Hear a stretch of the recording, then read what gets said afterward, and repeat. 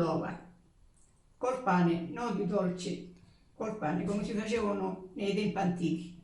Acqua, lievito,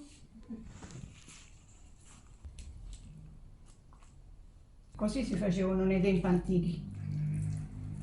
Poi ci siamo aggiornati, si fanno con i biscotti, con i biscottini o un altro tipo di pasta. Una volta si faceva il pane e si facevano i cucuretti con l'uovo. Si facevano per i bambini, per i grandi, si faceva per i suoceri, i nonni li facevano per i nipotini. Ora mettiamo un po' di sale, io non lo metto vicino al lievito, lo metto qui di fuori.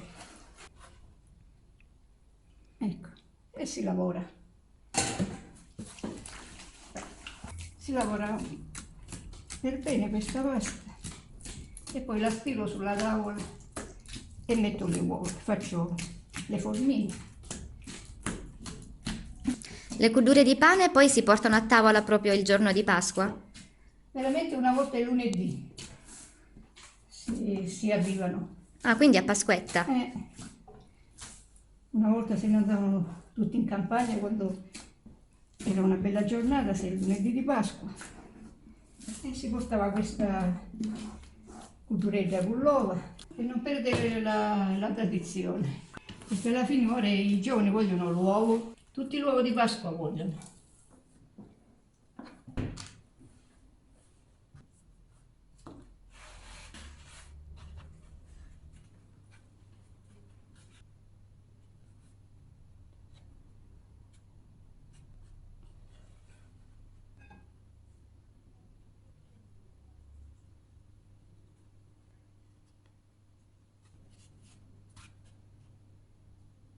Si faceva carne sulla brace, formaggio, la tradizione era che si mangiava le falve fresche, le primizie, sì.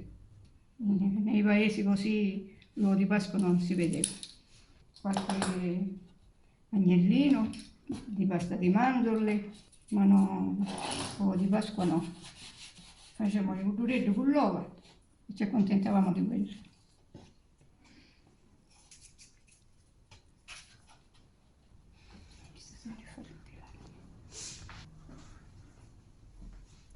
Nelle campagne libere così, anche se non avevano un posto di proprietà, però se ne andavano tutti nelle strade di campagna e si sedevano tutti e si divertivano. Ora non c'è più nessuno che fa questo. Portavano, di più si faceva la carne sulla brace, di più questa.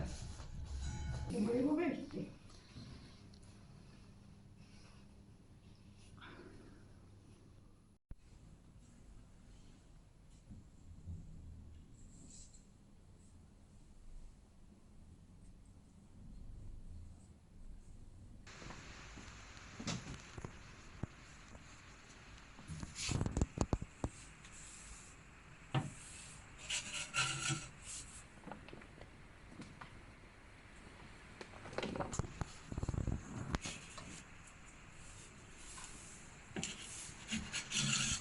Ora chiudiamo.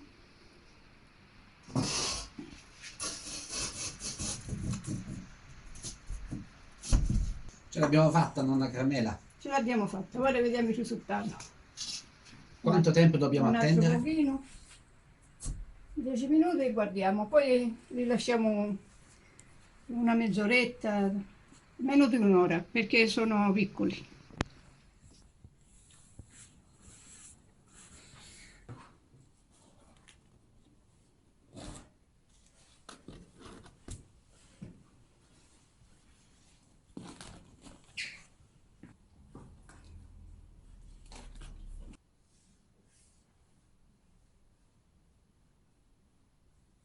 La cuduretta con l'uova di Pasqua è pronta. Si possono regalare, glielo dai ai miei nipoti e a tutti gli amici.